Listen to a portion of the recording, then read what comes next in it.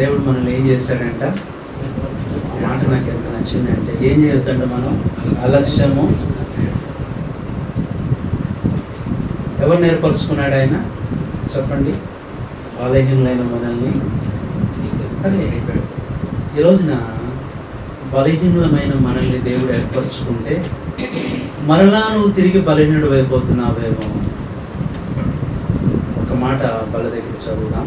కొరింథీయులకు రాసిన మొదటి పత్రిక 11వ అధ్యాయం, 1 Corinthians చూడండి, 11th chapter,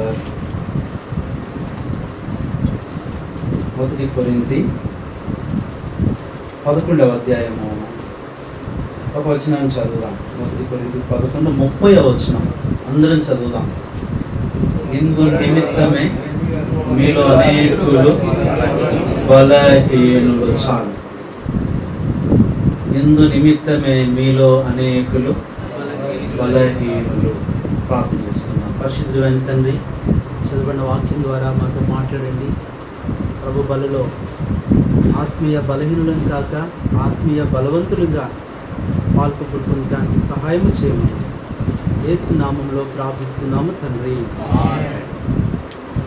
ఇలాగా మరి ఇక్కడ కొరింథీయులకు రాస్తూ 1 కొరింథీ 11వ అధ్యాయం 21 నుంచి అంతా కూడా ప్రభు యొక్క బల గురించి రాస్తున్నాడు.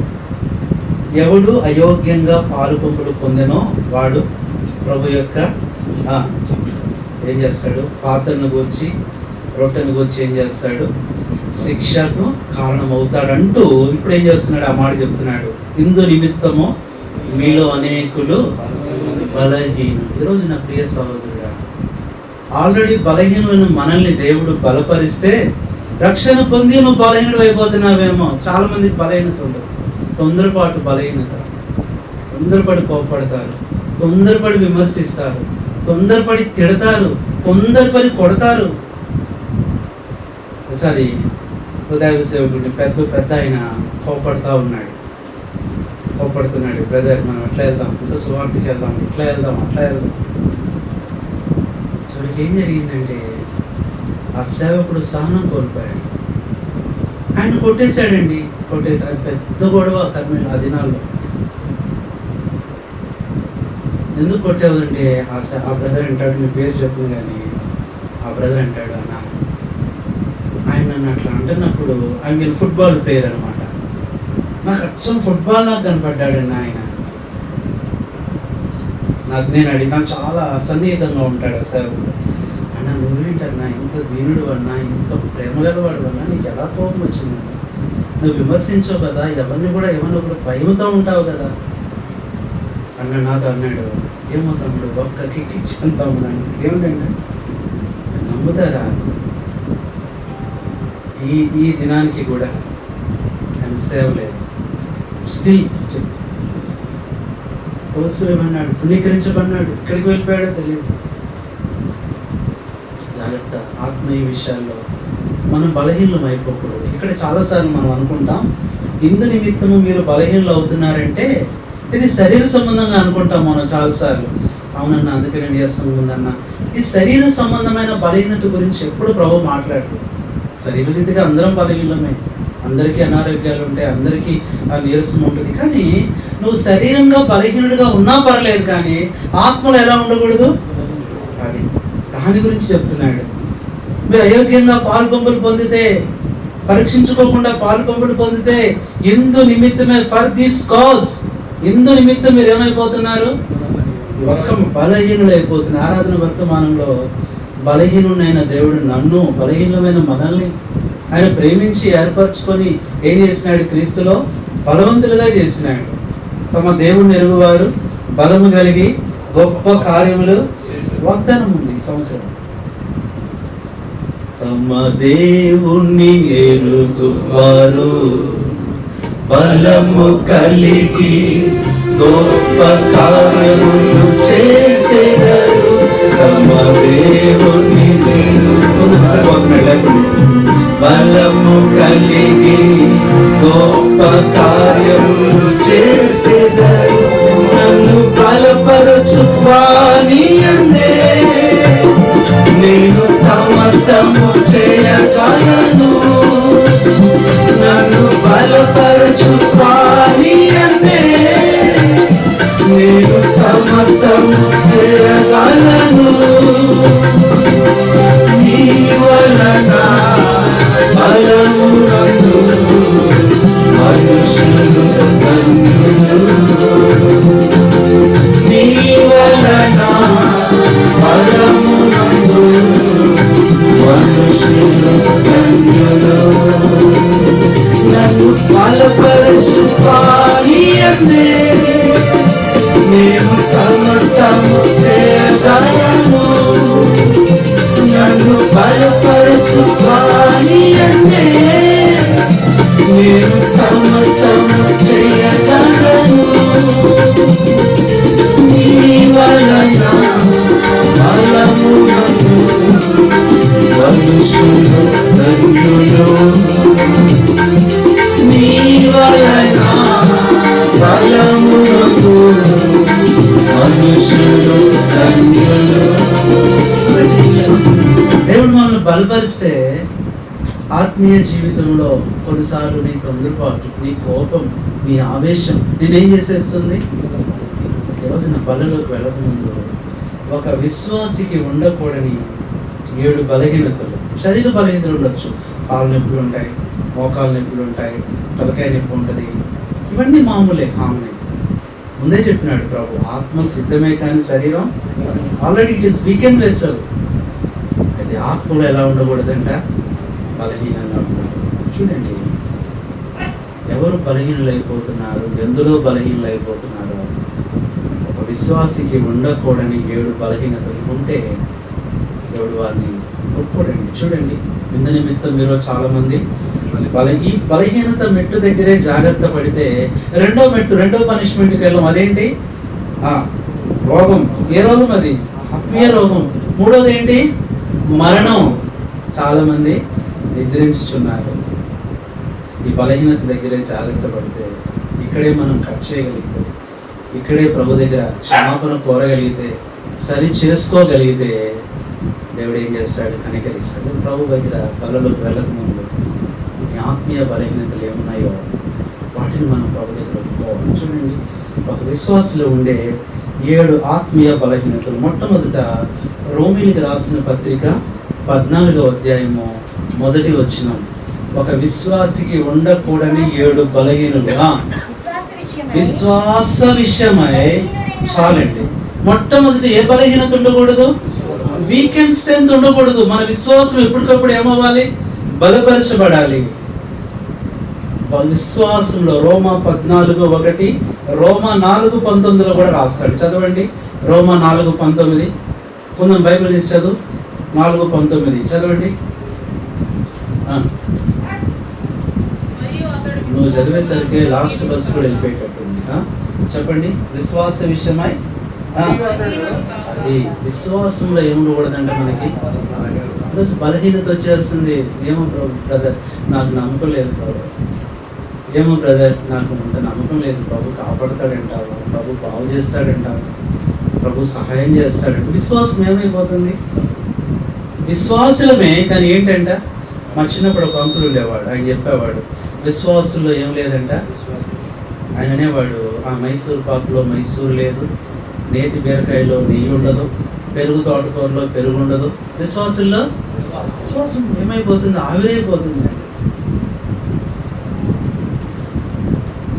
విశ్వాసంలో బలహీనలం అవ్వకూడదు. మొట్టమొదటి అందులో బలహీనం అయిపోయామా? ఇంకా ఇప్పుడు విశ్వాసి బలహీనుడైపోతే ఏమైపోతాడు చెప్పండి? అవిశ్వాసం అవుతాడు. మీకు బాగా ఉదాహరణ చెప్తా. ఒక డాక్టర్ గారికి బాగా అనారోగ్యం వస్తే ఏమవుతాడు? ఆయన పేషెంట్ అవుతాడు. డాక్టర్ పేషెంట్ అంటారా? చెప్పండి, పేషెంటే. విశ్వాసంలో బలహీనం అవ్వకూడదు. ఇది మొట్టమొదటి. రెండవది, ఏ బలహీనత వస్తుందో ఒక విశ్వాసం అంటే, చూడండి ఆ మాట చదవండి దయచేసి. హెబ్రీయులకు రాసిన పత్రిక 7:27. విశ్వాసికి ఉండకూడని 7 బలహీనతలు. చదవండి, హెబ్రీ 7:27. ధర్మశాస్త్రం. చాలండి. రెండవది ధర్మశాస్త్రం లేదా వాక్యం. వాక్యంలో మనం బలహీనం అవ్వకూడదు. అసలు వాక్యం ఎందుకు వచ్చింది? బలహీనలను బలపరచడానికే. వాక్యం ఏమిస్తుంది చెప్పండి మనకి? వాక్యం ఉన్నప్పుడల్లా మనకి ఏమొస్తుంది? ఎంత బలం వస్తుందో. వాక్యం చదివినప్పుడు ఏమొస్తుంది? బలం వస్తుంది. రేపు ఏదైనా కష్టం ఉంది, పరిస్థితి ఉంది, ఎదుర్కోవాలి, దేవుని వాక్యం మనకి ఎంత బలాన్ని ఇస్తుందండి. ఒక పేషెంట్ చాలా బలహీనంగా ఉన్నాడంట. డాక్టర్ గారి దగ్గరికి వెళ్ళాడు. అయ్యా నాకు కొంచెం బలానికి ఏమేమండి టానిక్ ఒకటి రాయమన్నాడు. సరే రాశారు. అయ్యా ఇది ఒక 1 నెల రోజులు వాడు, తర్వాత నీకు బలం వస్తుందంటే 4 రోజుల తర్వాత వచ్చేసాడంట. ఇంకా బలహీనుడు అయిపోయాడంట. డాక్టర్ గారికి చాలా ఆశ్చర్యం వేసింది. ఏమయ్యా నీకు టానిక్ ఇచ్చాను కదయ్యా. ఇచ్చారండి, మరి వాడేవా? వాడలేదండి. ఏంటంటే మూత రాలేదంట. ఏం రాలేదంట? మూత కూడా తీయలేనటువంటి ఇంకా ఆయన ఏం చేస్తాడు? మూత తీసి ఇంక నీకు నోట్లో పోసి ఈ డాక్టర్కి ఏం పని లేదా? దేవుని వాక్యం మనతో మాట్లాడతాడు. సరి చేసుకోవాల్సింది మనం, అన్వయించుకోవాల్సింది మనం, అప్పగించుకోవాల్సింది మనం. ఎందుకు మూత రాలేదంటే మూత తీసే అంత శక్తి లేదయ్యా అని అనుకున్నాడంటే. రెండవది వాక్యంలో ఏం కాకూడదు మనం. వాక్యం చదవలేని బలహీనత వచ్చిందా? ఇంకా అవుట్ అంతే. వాక్యం చదవలేకపోతున్నాను కదా, ఒక అధ్యాయం చదువుతున్నావు అన్నావా, బలహీనత స్టార్ట్ అయిపోయింది నీకు. ఒక విశ్వాస రోజుకి ఎన్ని అధ్యాయాలు చదవాలి? కనీసం ఎన్ని వచ్చినారా? కనీసం 3 అధ్యాయాలు. 3 పూటలు తింటే 3 అధ్యాయాలు. లేదన్నా నేను ఒక్క పూటే తిన్నానంటే 1 అధ్యాయం చదువుకోండి. ఆదివారం ఎన్ని చదవాలంట? మా సండే స్కూల్ టీచర్ చెప్పింది గుర్తు, నేను అది బాగా ఎఫ్సీ పక్క. ఆదివారం 5 చదవాలంట. అన్న 5 మెసేజ్ వింటున్నాను కానీ ఇంకా 5 అధ్యాయాలు అవసరమా? నీ పర్సనల్ టైము. అదే వీక్నెస్ అంటే. లేదు చదవలేకపోతున్నాను కదా, 1 అధ్యాయం చదవగానే నీరసం వచ్చేస్తుంది, విసుగు వచ్చేస్తుంది. అంటే ఏమొచ్చేస్తుంది వాక్యంలో? బ్రదర్ చెప్తున్నాడు అన్న, ఉదయం ఆరాధించినాడు ఆన్లైన్లో. అంత భయంకరమైన పరిస్థితుల్లో వాక్యం లేక, మందిరాలు లేక బాధపడుతూ చాలా ఇబ్బంది పడుతున్న సమయంలో హైదరాబాద్ నుంచి ఒక సహోదరి పంపించిందంట. అన్న ఏం పర్లా, నువ్వు రోజు వాక్యం అని వచ్చాను. ఆయన ఉంది ఎక్కడ? దుబాయ్లో. కన్నీటితో ఆరాధన చేస్తున్నాడు. ఎడారి లాంటి పరిస్థితి. నాకేమిస్తున్నావు నువ్వు ప్రతిదినం? అసలు వాక్యం వినలేని బలహీనత వస్తుంది. అది చాలా ఇంకేం వింటాంలే. అది వస్తుందంటే వెంటనే మోకరించాలి. ప్రభువా ఎందుకో వాక్యం మీద నాకు మనసు రావట్లేదు ప్రభువా, నన్ను క్షమించు, నలకొట్టు. వాక్యం చదవలేకపోతున్నారు ప్రభువా. బలహీనత రాగానే ఏం చేస్తారని చెప్పండి? వెంటనే మనం శరీర బలహీనత రాగానే చెప్పండి, మన పాయకపురంలో అయితే చిన్న గారికి ఫోన్ చేస్తారు, డాక్టర్ గారికి. ఏదో ఉంది. అందుకని డాక్టర్ గారు వెళ్ళగానే ఏం చూస్తాడంటే చెప్పండి? 3 చూస్తాడంట. మొట్టమొదటి ఏం చూస్తాడు? ఏం చేస్తాడు? కళ్ళు చూస్తాడు. రెండవది 4 చూస్తాడు. మూడవది గుండె చూస్తాడు. వెంటనే తెలిసిపోతుంది. కొంతమంది ఏంటో ఇట్లా పట్టుకొని చూస్తారు, ఏం అర్థం కాదు. నాకేం అర్థం కాదు, ఎన్నిసార్లు చూసినా కానీ. అది చూసి పర్వాలా అంటే ప్రభు ఏం చూస్తాడంటే మన హృదయాన్ని. అంత బలహీనం అయిపోతున్నాడే. రక్షణ పొందిన కొత్తలో ఎన్ని అధ్యాయాలు చదువుతాం, ఎన్ని వర్తమానాలు వింటాం రోజు. ఇంకా చెప్పాలంటే ఆసక్తి ఉన్నప్పుడు ఒక వర్తమానం 10 సార్లు విన్న రోజులు కూడా ఉన్నాయా ఉండవా చెప్పండి? కానీ ఆత్మీయ బలహీనత వస్తే వాక్యం ఏంటంటే చెప్పండి, బోర్ పడుతుందన్న అంటే దేనికి వచ్చేసాడు ఆయన? బోర్ పడుతుందంటే దేనికి వచ్చేసాడు? కాదు, బోర్కి వచ్చేసాడు. నాకు బండి బోర్కి వస్తే ఏమైపోతుంది చెప్పండి? ఇంకా ఆత్మీయంగా బోర్కి వస్తే ఇంకా రిపేర్ ఉండదు, కష్టం. ఆ రిపేర్ చేసే కర్మాగారమే ప్రభు బల్ల. వాళ్ళని బాగు చెప్పు. విశ్వాసంలో నా బలహీనత తీసుకు. రెండవది వాక్యంలో బలహీనం అవ్వకూడదు. మూడవది ముఖ్యమైనది, శిష్యులు ఎందులో బలహీనమైపోయారు? చదవండి ఆ మాట. మార్కు సువార్త 14:28 చదవండి. 14:28. అయితే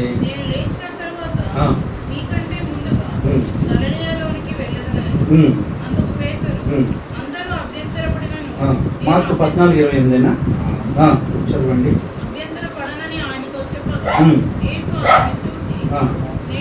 ఇంకో వాక్యం చదవండి. 1 కొరింథీ 8:11 కూడా చదవండి. 1 కొరింథీ 8:11.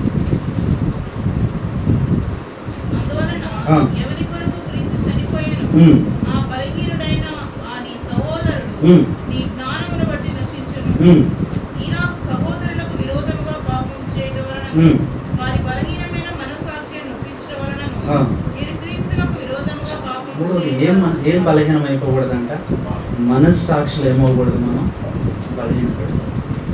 అంటే మనస్సాక్షి బలహీనం అంటే ఏంటి? మనం ఏదన్నా తప్పు చేసేటప్పుడు మనస్సాక్షి ఏం చేస్తుంది? గద్దిస్తుంది. అది గద్దించట్లేదు అంటే ఏమైపోయింది? ఉదాహరణకి వాహనాల్లో ఏముంటాయి? మీటర్స్ ఉంటాయి, పారామీటర్స్ ఉంటాయి, ఇంకేమంటారు దాన్ని? అదేం చేస్తుంది? గద్దిస్తుంది. ఏమని? ఇదిగో పెట్రోల్ అయిపో వస్తుంది అని బ్లింక్ అవుతూ ఉంటుంది. నువ్వు నోరు మోసుకొని ఉండే నువ్వు ముందుకు వెళ్ళావు ఉంటావు, గద్దిస్తుంది. రేడియేటర్లో నీళ్ళు అయిపోతుంటే ఏమైపోతుంది? సిగ్నల్ వచ్చేస్తుంది.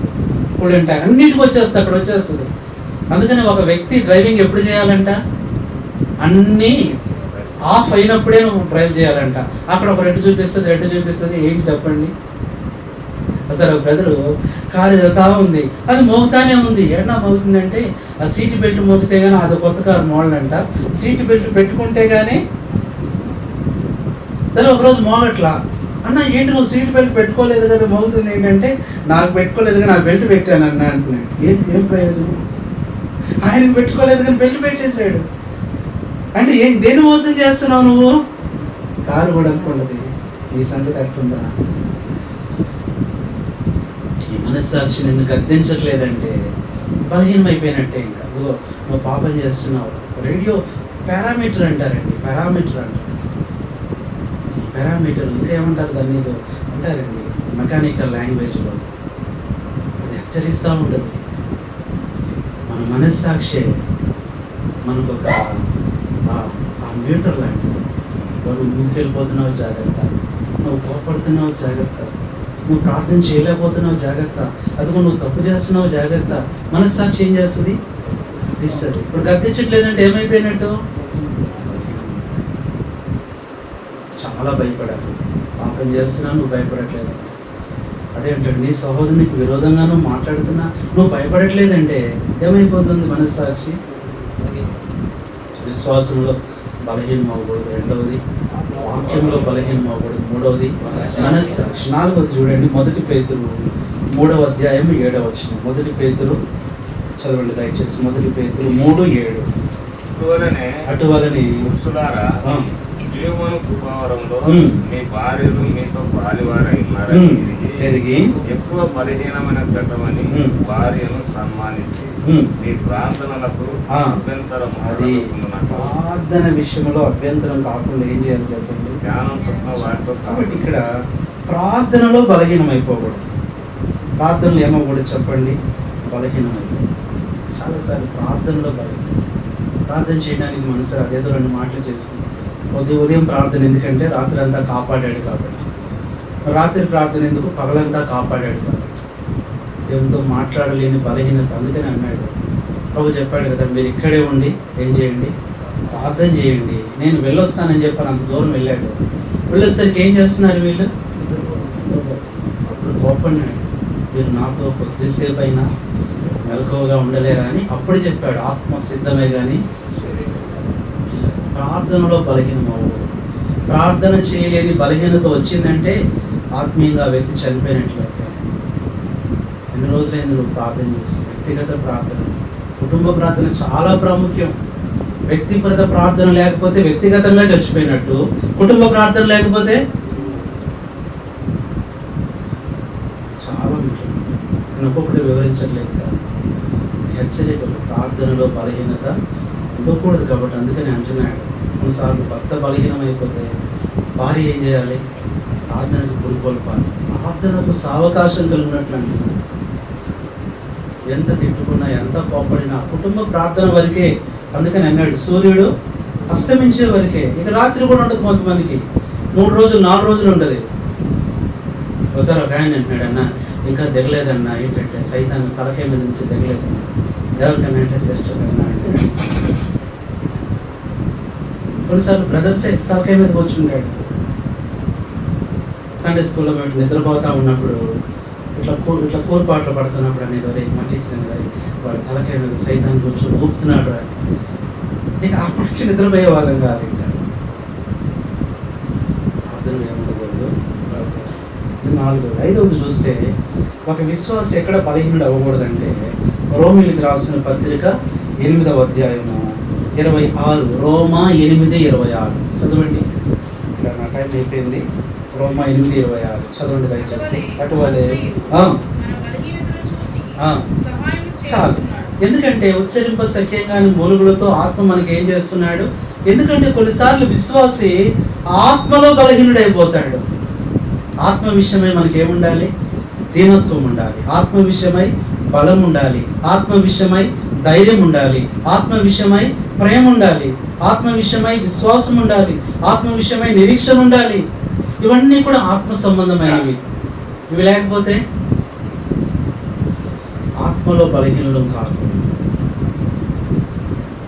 ఆత్మలో బలహీనం అయిపోతే దేవుని భయం ఉండదు, వాక్య భయం ఉండదు. అందుకని అంటాడు, ఓ అవివేకులైన గలతీయులారా, మొదట మీరు ఆత్మ సంబంధంగా ఆరంభించి ఎలా ముగిస్తున్నారు? శరీర సంబంధంగా ముగిస్తున్నారు.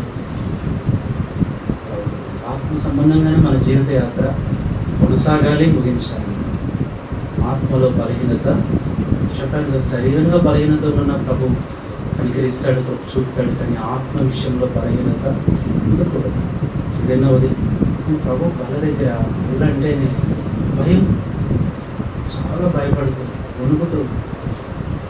అంకుల్ చెప్పాడండి, బల్ల ఎవరికి ఇవ్వచ్చు అని అన్నాడు. అప్పుడు ఎవరికి ఇవ్వచ్చు? కృపానంలో చెప్పాడు. ఎవరికి ఇవ్వచ్చు అంటే ఎందుకు చేయొద్దమంటారంటే, ఎందుకంటే చేయొత్తేది మీ సొంత రక్షణను భయముతోనూ ఎవరి చెయ్యి వణుకుతుందో వాళ్ళకి ఇవ్వాలంట. ఇంకా జాగ్రత్తగా ఉండాలి, పరిశుద్ధంగా ఉండాలి. నేను తప్పు చేశాను, ఆ చెయ్యి ఏమవ్వాలంట? నుంచి వణుకుతూ ఉంటారు. అంటే వారి హృదయం వణికినప్పుడు చెయ్యి కూడా ఆత్మలో బలహీనత ఉండకూడదు. 6వది చూడండి దయచేసి, ఇంకేముండకూడదు. 1 కొరింథీ 8వ అధ్యాయము 7వ వచనం చదవండి. 1 కొరింథీ 8:7. అయితే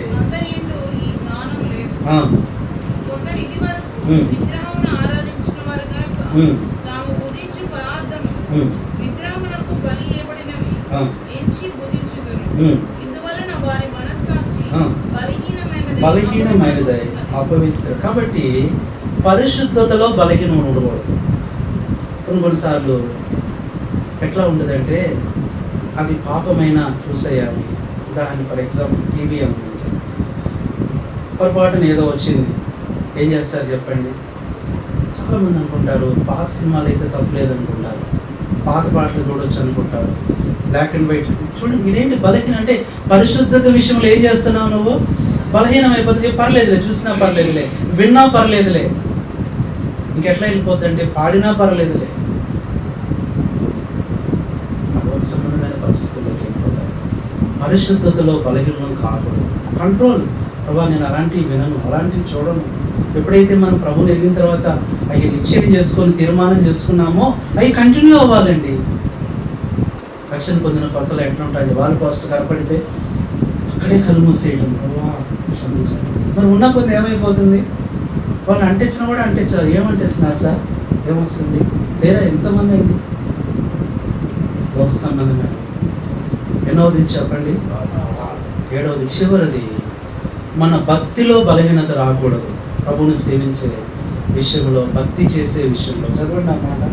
చూడండి 1 కొరింథీ 3వ అధ్యాయము 2వ వచనం. 1 Corinthians 3rd chapter verse 2.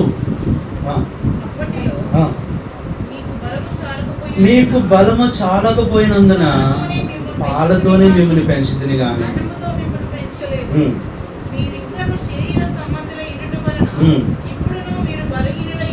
అది బలహీన ఏమైపోతున్నారు భక్తిలో వీళ్ళు? ఎంత కోపడుతున్నాడంటే కొరింథీయులకి. అందుకని కొరింథీయులకి ఎప్పుడు కూడా అరామర లేకుండా మాట్లాడారు. నేను బలమైన ఆహారం పెడదాం అనుకుంటాను కానీ ఇంకా మీరు ఎక్కడ ఉన్నారు చెప్పండి? పాలు తాగేవారిలాగే ఉన్నారు అంటూ ఇంక అక్కడ అంటాడు, కాలాన్ని బట్టి చూస్తే మీరు బోధకులుగా ఉండవలసిన వారు. ఇంకా మూల పాఠాలు మరలా మీకు అంటే భక్తి ఏమైపోయింది, బలహీనమైంది. చిన్నప్పుడు పాలు పెట్టాను నేను అంటే అంటున్నాడు, రక్షణ పొందిన కొత్తలో పాలతో పెంచాను, కొంచెం బలమైన ఆహారం, ఇంకొంచెం బలమైన ఆహారం. మీరు ఎలా ఉన్నారు, మీరు పాలు తాగవలసిన వారే కానీ మాంసం తినేంత పరిస్థితి మీకు. దేని గురించి అంటున్నాడు ఇది చెప్పండి, కోడి మాంసం గురించా? ఆత్మ సంబంధం. ప్రభు బలలోకి వెళ్ళకుండా చేసుకుని పిల్లల భయంతో ఉనుగుతో, ఇంకా నా బలహీనత ఏదో నన్ను క్షమించు, నా బలహీనత తీసివేయకు. ఏంటి చెప్పండి, మొట్టమొదట ఎందులో బలహీనత ఉండకూడదు, శ్వాసంలో బలహీనత. ప్రభు ఇస్తాడు, ఎదురు చూద్దాం, నమ్ముదాం. స్థిరమైన దృఢమైన బలమైన విశ్వాసం. రెండవది వాక్యంలో మనము వాక్యం చదివే విషయంలో కానీ, ధ్యానించే విషయంలో కానీ, వినే విషయంలో కానీ, చెప్పే విషయంలో కానీ బలహీనత ఉండకూడదు.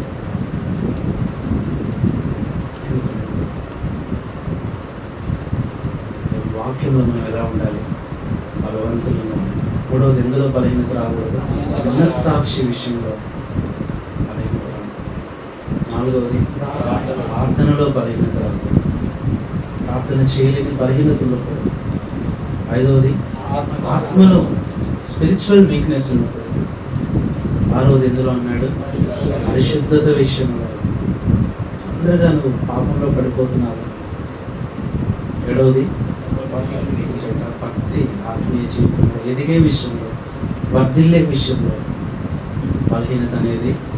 పిల్లలు బలహీనంగా ఉంటే ఎంత బాధపడతారు తల్లిదండ్రులు. ఏం తినట్లేదన్నా, ఏం తాగట్లేదన్నా, ఎన్నిసార్లు హాస్పిటల్కి తీసుకెళ్ళి వారు బలహీనలు అవుతుంటే చూసి తట్టుకోలేక ఎంత బాధపడతారు. ప్రభు కూడా అంతే, ఆత్మీయంగా అన్నీ ఇస్తున్నాను మీకు, ఎందుకు బలహీనలు అయిపోతుంది. ప్రభు ఎంత దుఃఖపడతారు. మనం పరీక్ష చేసుకోవాలి.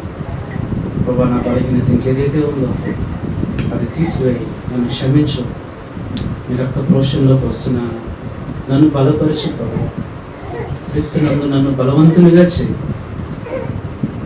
వాళ్ళ దగ్గర పరీక్ష చేసుకుంటూ యోగ్యంగా వాళ్ళలో పొందడానికి మనం సిద్ధపడతాము, ప్రార్థన చేసుకుంటాము.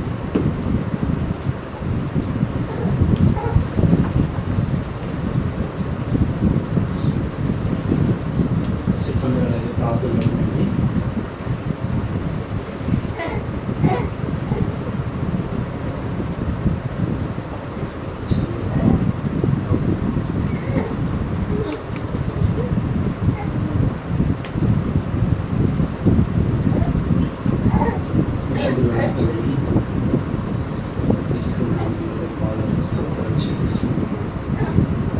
ఇందు నిమిత్తమే మీరు అనేకులు బలహీనలు అయిపోతున్నారు. చాలాసార్లు శరీర బలహీనత అనుకుని సరిపెట్టుకున్నారు కానీ కదా, అంతకంటే భయంకరమైన ఆత్మ బలహీనత ఉంది.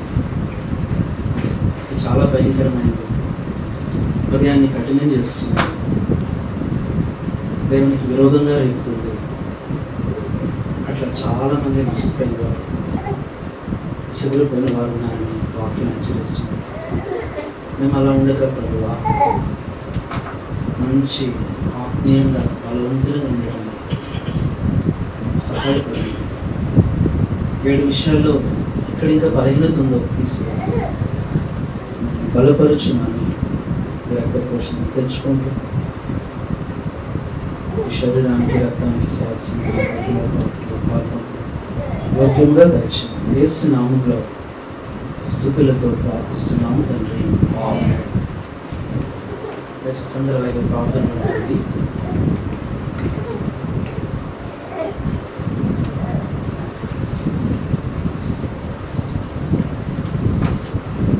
యేసు రాత్రి ఒకరికి దాన్ని గురించి కృతజ్ఞతాస్తుతులు చెల్లించి మీ కొరకైన నా శరీరము నన్ను జ్ఞాపకం చేసుకుంటే చేయడం చాలా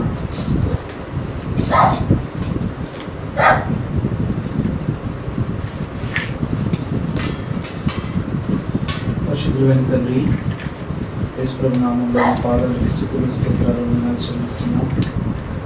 ప్రభా మరి మా కొరకై శరీరానికి సాహసం వాటిని ఆశీర్వదించి దీవించి యోగ్యమైన రీతిలో మాకు పాలు దయచేయమని నీకే కృతజ్ఞతాస్తుతులు చెల్లిస్తూ యేసు నామంలో ప్రార్థిస్తున్నాం. దయచేసి అలాగే అందరూ ప్రార్థనలో ఉండండి.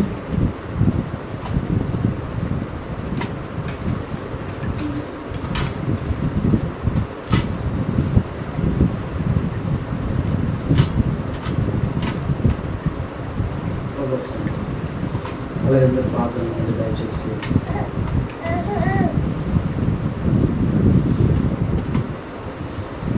చేసుకుంటూ యోగ్యమైన రీతిలో పొందుతాము.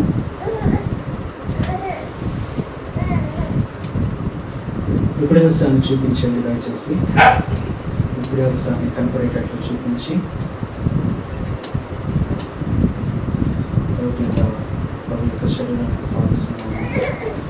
రోడ్డులో పాల్గొనుకుంటాం. ప్రభావ ఓకే, చాలా బలహీనత అయిపోయినాను, క్షమించు ప్రభావ.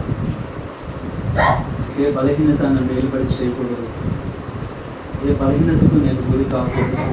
బలపరచు, సరి చేస్తున్నాను.